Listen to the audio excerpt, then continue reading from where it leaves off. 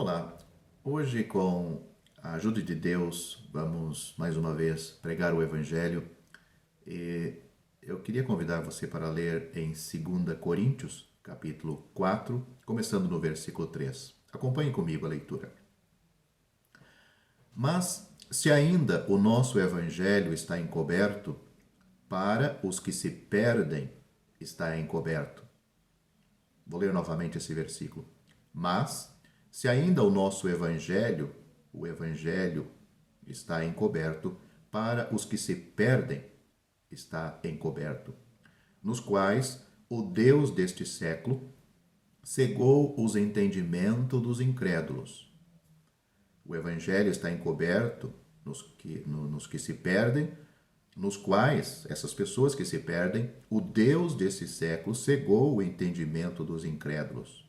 Esses que se perdem porque são incrédulos, para que lhes não resplandeça a luz do Evangelho. Deus, aliás, o Deus desse século, né, cega os entendimentos dos incrédulos para que lhes não resplandeça a luz do Evangelho da glória de Cristo, que é a imagem de Deus. Porque não nos pregamos a nós mesmos, mas a Cristo Jesus, o Senhor, e nós mesmos somos vossos servos, servos dos coríntios, dos crentes em Corinto, por amor de Jesus. Porque Deus, que disse que das trevas resplandecesse a luz, é quem resplandeceu em nossos corações, para iluminação do conhecimento da glória de Deus na face de Jesus Cristo. É esta a nossa leitura. São estes os versículos. Eu não sei se é do seu conhecimento, mas a palavra evangelho tem o significado de boas novas, boa notícia. O evangelho vem de Deus. O Senhor Jesus Cristo disse: "Ide por todo o mundo e pregai a toda criatura." Pregar o quê? Uma boa notícia. Deus, ele tem uma boa notícia para o pecador perdido. Para o pecador que se perdeu, o pecador que está perdido desde o jardim do Éden, quando Adão e Eva desobedeceram a Deus, fazendo e comendo do fruto da árvore que Deus disse que eles não comessem, o fruto da árvore do conhecimento do bem e do mal. Naquele momento, o ser humano, os dois, morreram espiritualmente. Trevas agora estão nas suas almas. Antes eles tinham comunhão com Deus, mas agora esta comunhão está interrompida. Eles se afastaram de Deus, eles estão nas trevas, eles estão longe da luz. Portanto, as trevas nada mais é do que a ausência de luz. Eles estão em trevas. Os seus descendentes, que é você e eu, nós nascemos assim. E até o momento da salvação, o pecador continua nas trevas, afastado de Deus.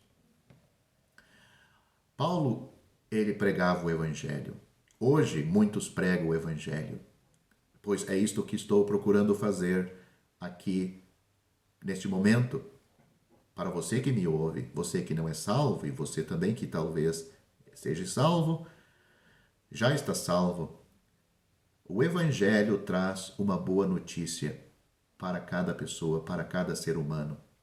Que mesmo Deus, sabendo que o pecador está nestas condições, afastado dele, ele quer salvá-lo. Ele quer tirá-lo das trevas, da potestade das trevas, para trazer este pecador para o reino do Filho do seu amor. O apóstolo Paulo ilustrou isto nestes versículos que nós acabamos de ler, no último versículo, fazendo a ilustração do que Deus fez lá em Gênesis capítulo 1, versículo 3. No versículo 2 diz que havia trevas sobre a face do abismo, e a terra estava mergulhada na água, e o Espírito Santo pairava sobre as águas e sobre todas aquelas trevas. Mas no versículo 3 diz que Deus trouxe a luz. Deus disse: haja luz, e houve luz. E Deus viu que a luz era boa. É o Espírito Santo que paira sobre o pecador, sobre aquele pecador que ainda está em trevas, para trazer a luz do Evangelho, trazer a boa notícia de salvação que Deus tem preparado por meio do seu amado e bendito Filho, na obra da sua cruz. Mas nós temos outra pessoa trabalhando também no assunto do Evangelho, que é contra o Evangelho, contra as pessoas que Deus está procurando trazer esta luz em meio a tantas trevas. Diz ali, o apóstolo Paulo chama de Deus deste século. O Deus deste século, ou seja, os interesses do diabo, porque o Deus desse século aqui é o diabo, Satanás. É dito que Satanás, os interesses de Satanás é no presente, neste mundo. E a sua atividade é lançar uma cobertura, é encobrir, encobrir, não o Evangelho, não a luz do Evangelho, mas o pecador, a alma do pecador, a visão do pecador, os ouvidos do pecador, para que a luz do Evangelho não entre. Ou seja, o Espírito Santo está no mundo, está pairando sobre os pecadores para trazer o Evangelho, a luz que o Evangelho tem. Mas o que o diabo faz, o que o Deus desse século faz, diz que ele encobre. O Deus desse século cegou os entendimentos dos incrédulos para que lhes não resplandeça a luz. Ele cega os entendimentos dos incrédulos. Incrédulo é aquele que não crê. Ou seja, cada pecador, mesmo sendo religioso ou não sendo salvo, ele não creu no Senhor Jesus Cristo. Muito religioso diz que tem muita fé em Deus, ele acredita em Deus que faz milagre, que curou ele. Inclusive dão testemunhos que foram curados, mas se pergunta se estas pessoas são salvas, elas nem sabem que podem ser salvas muitas vezes, ou não creem que uma pessoa possa ter a certeza da salvação, então elas são incrédulas. Porque Paulo e Silas disseram para um carcereiro, para um homem que perguntou para eles o que era necessário que fizesse para ele ser salvo, a resposta foi: crê no Senhor Jesus Cristo e será salvo. Esta é a verdade da Bíblia. Paulo escrevendo para estes mesmos coríntios, esses mesmos corintos que viviam na cidade de Corinto, na sua primeira epístola, no primeiro capítulo, diz que estes salvos aqui, eles creram, eles foram salvos porque eram crentes. Crente é uma pessoa que crê na palavra de Deus, crê no Senhor Jesus Cristo. A palavra de Deus aponta Cristo como Salvador, e o pecador que crê em Cristo o recebe pela fé como seu Salvador. A Bíblia o declara uma pessoa salva, uma pessoa justificada por Deus, uma pessoa purificada dos seus pecados, uma pessoa que nasceu de novo, regenerada, uma pessoa agora que tem vínculo com Deus como filho. É o que o Senhor Jesus veio fazer para a nossa salvação. Na carta, aliás, no Evangelho de João, capítulo 1, versículo 12, é dito que todos os que nele creem, todos os que crêem no Senhor Jesus Cristo, lá é dito que a pessoa que é salva não é nascida do varão, não é nascida da vontade da carne, mas é nascida de Deus.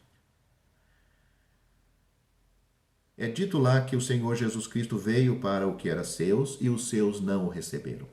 Mas a todos quantos o receberam, deu-lhes o poder de serem feitos filhos de Deus, aos que creem no seu nome, os quais não nasceram do sangue, nem da vontade da carne, mas de Deus. Cada crente nasceu de Deus quando ele crê no Senhor Jesus Cristo. Então, a maioria dessas pessoas religiosas, elas dizem que têm tanta fé, mas no assunto da salvação, elas não creem na palavra de Deus. Então, que fé é esta? Que tanta fé? Eles não têm fé nenhuma. Eles têm pensamento e sentimentos e acreditam que essas coisas são fé. Não, a fé descansa não só numa parte da palavra de Deus, mas em tudo. E a verdadeira fé começa com a salvação. Se uma pessoa não é salva, ela não pode dizer que tem, ela nem sabe o que é fé.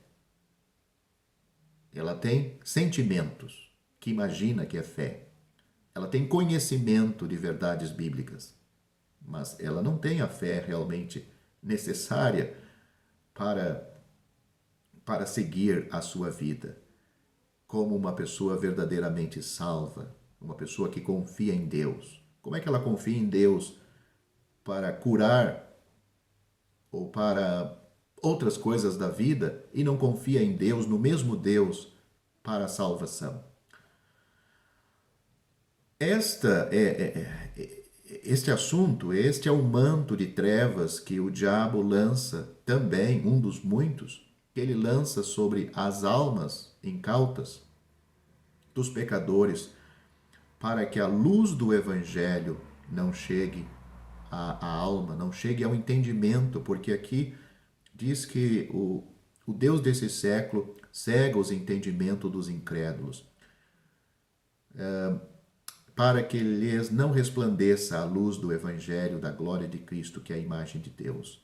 O Evangelho entra primeiramente na mente, depois desce ao coração, move este coração, lida com a vontade do ser humano. E o pecador que chega neste ponto,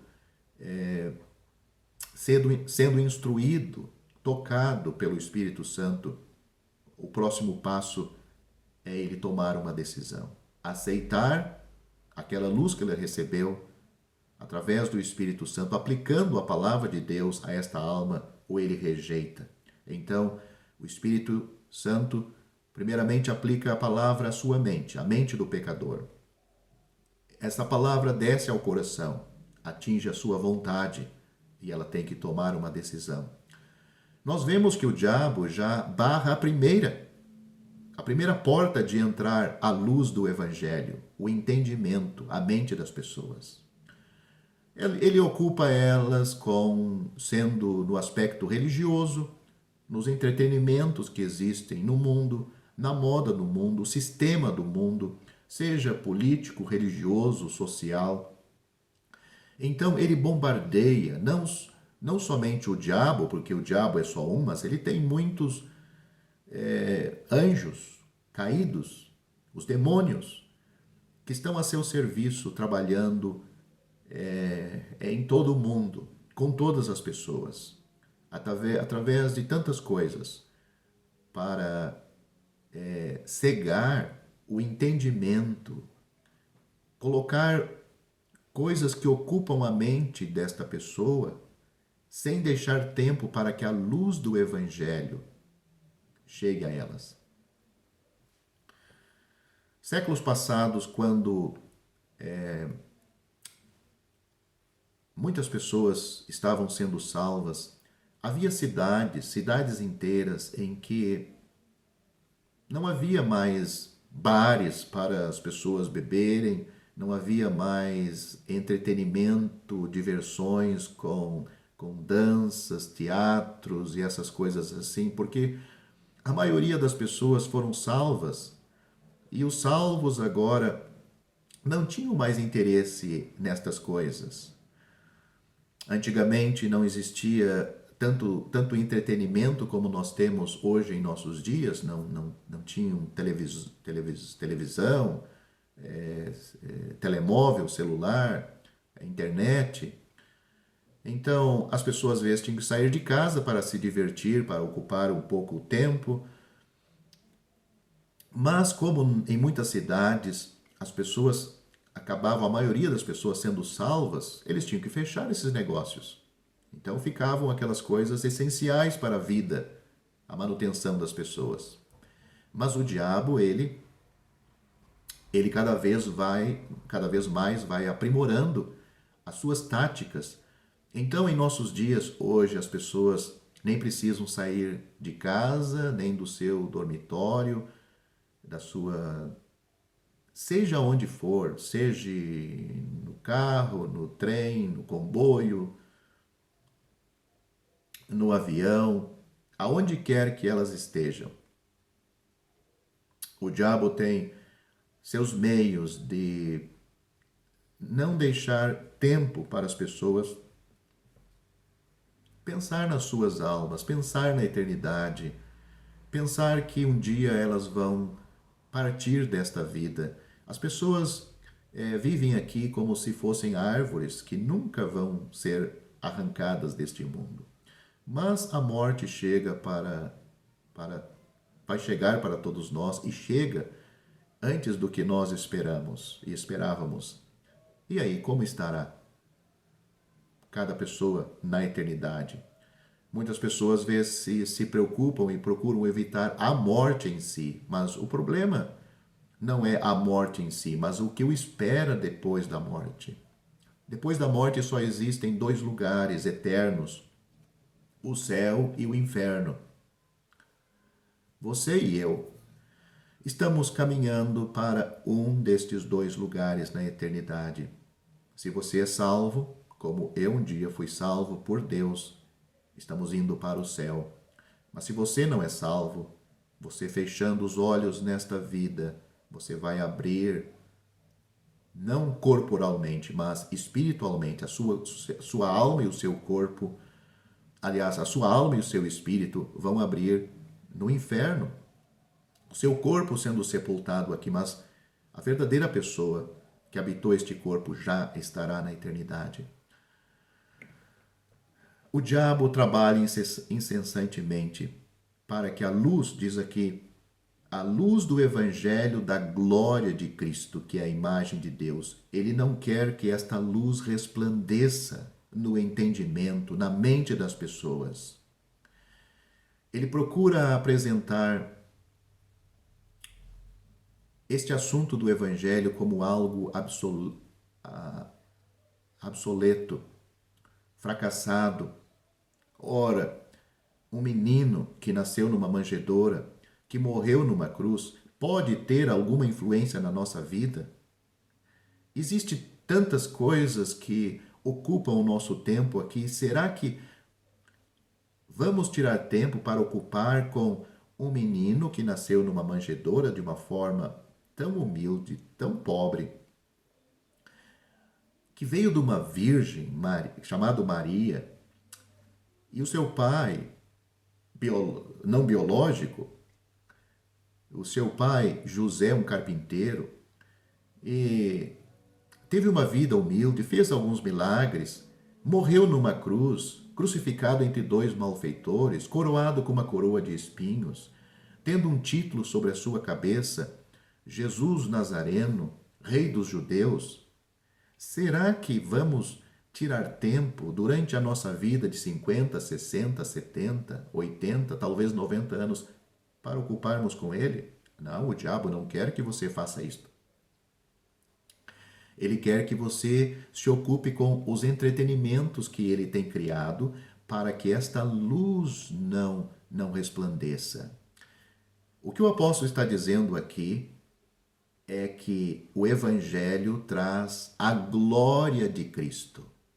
Sim, aconteceu realmente tudo isto com o Filho de Deus. Ele nasceu numa manjedoura, ele fez alguns milagres, ou muitos milagres.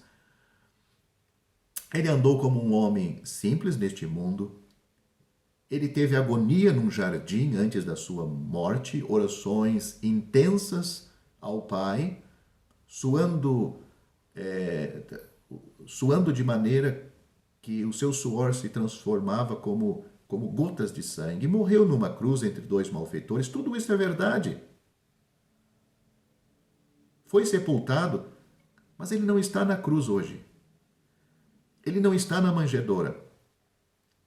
Diz aqui que o Evangelho também apresenta a glória de Cristo. Esta mesma pessoa, depois de 40 dias, ele subiu, ele mesmo subiu ao céu, ele mesmo como um homem, sendo o eterno Filho de Deus, mas agora com um corpo humano, levando em seu corpo as marcas daquela cruz.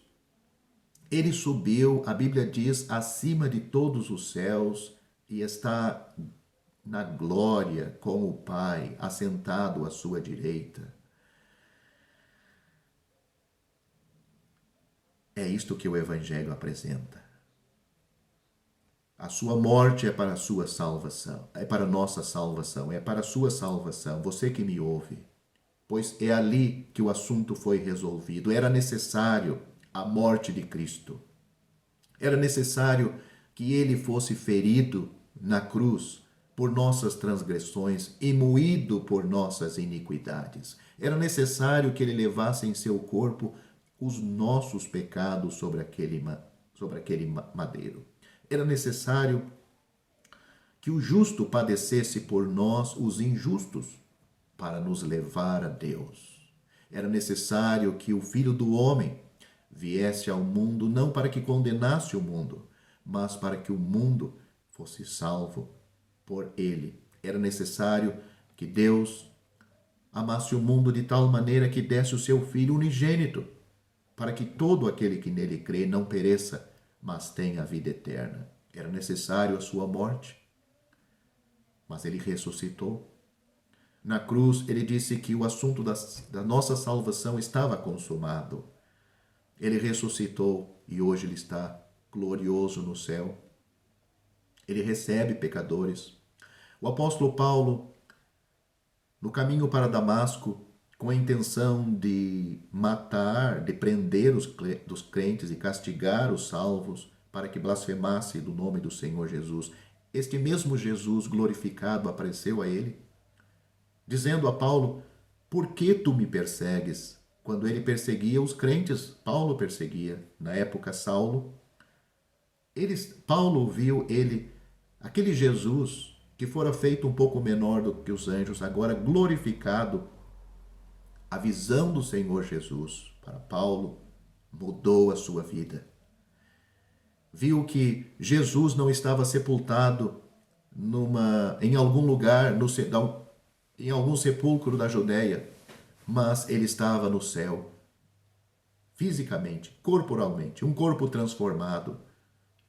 Esta visão mudou todo o conceito que Paulo tinha a respeito do Senhor Jesus, e ele foi salvo. Paulo dá testemunho da sua conversão mais de uma vez em Atos, no livro dos Atos dos Apóstolos.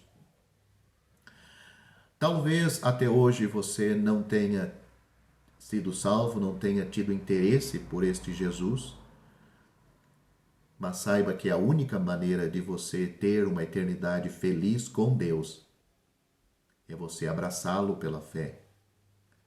Compreender que o sacrifício de Cristo foi por você, que ele derramou o seu sangue naquela cruz para que você fosse salvo e que você deve receber este Salvador pela fé, como um presente de Deus. Porque o assunto e a obra da nossa salvação é muito caro. Os nossos recursos, como diz o Salmo 49, se esgotariam antes. Então Cristo, o Senhor Jesus Cristo, o Filho de Deus, Cristo morreu por nossos pecados. Ele assumiu a nossa dívida e ele oferece uma salvação gratuita. Isto não significa que, ao Cristo morrer por nossos pecados, todos nós já fomos salvos automaticamente, mas a salvação é oferecido. Note aqui neste versículo que diz, Paulo está dizendo, se o nosso evangelho ainda está encoberto, é para os que se perdem. Note que você que nunca creu no Senhor Jesus, nunca aceitou este evangelho, nunca deixou que o Espírito Santo revelasse as verdades do evangelho, que é você estar perdido totalmente e que Cristo é o único Salvador. Disse ainda: o nosso evangelho está encoberto, para os que se perdem está encoberto, nos quais, ou seja, este evangelho está encoberto para estas pessoas porque existe um Deus trabalhando para que fique assim como está. Desse jeito, que não mude, que continue assim até a hora da morte. Porque o Deus desse século cegou os entendimentos dos incrédulos, para que lhes não resplandeça a luz do Evangelho da glória de Cristo, que é a imagem de Deus. Cristo não é semelhante a Deus. Cristo é Deus. Ele é a própria imagem do Deus. Ele é Deus o Filho. Como existe Deus o Pai, existe Deus o Filho. Existe Deus o Espírito Santo. Mas foi o Filho. E como filho, sim, ele esteve aqui de forma humilde, em obediência a Deus o Pai, sujeito ao Pai. E é neste assunto que muitas religiões confundem a sua divindade, a sua eternidade. Mas ele é a imagem do Deus invisível. A glória de Cristo, que é a imagem de Deus. Qual é a sua atitude com a mensagem do Evangelho? Você tem tempo para isto? Se você não tem tempo, você fique sabendo. É o Deus deste século que está encobrindo esta mensagem gloriosa que apresenta você um perdido pecador no caminho para o inferno. Apresenta Cristo como o único Salvador, pois em nenhum outro há salvação, porque também debaixo do céu nenhum outro nome há dado entre os homens, pelo qual devamos ser salvos. Só por Jesus é que nós somos salvos. O que você fará com a pessoa do Senhor Jesus?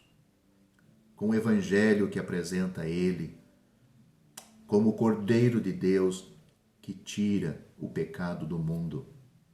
O que você fará com a mensagem que apresenta ele como nosso Salvador, o único mediador entre Deus e os homens? Porque esta é uma palavra fiel e digna de toda aceitação, que Cristo Jesus veio ao mundo para salvar os pecadores, porque todos nós somos como o imundo, e as nossas justiças como trapos da imundícia. Nós precisamos alguém fora de nós, um justo, que padecesse por nós os injustos para nos levar a Deus. E o Evangelho apresenta um único, o eterno Filho de Deus, que veio a este mundo, nasceu como um homem, morreu naquela cruz entre dois malfeitores e ali consumou a obra da nossa salvação.